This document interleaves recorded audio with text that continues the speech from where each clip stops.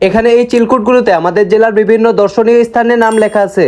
আমার ভাই এখান থেকে যেটা উঠাবে আমাকে 24 ঘন্টার মধ্যে সেখানে যেতে হবে। তারপর এখান থেকে একটি চিলকুট উঠাতে এটা চলে আসে। তোমরাই দেখে নাও, পাবনা মানসিক হাসপাতাল।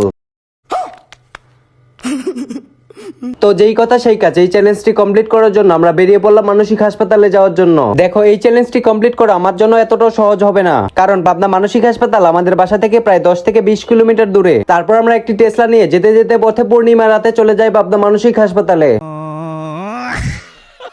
যাই হোক, এখানে পৌঁছে তো দেখতেছিলাম রুগীর থেকে এখানে দর্শনীয় মানুষই বেশি। তারপর আর বেশি কথা না বলে চ্যালেঞ্জটি কমপ্লিট করার জন্য আমরা চলে যাই ভিতরে। পাবনা মানসিক হাসপাতালের ভেতরে অনেকগুলো বিল্ডিং আছে, আর এখানে অনেক পাগল থাকে। তোমার ফ্রেন্ড সার্কেলের মধ্যে কাকে এখানে ভর্তি করতে চাও, আমার সাথে যোগাযোগ করো, বুকিং দিয়ে রাখি।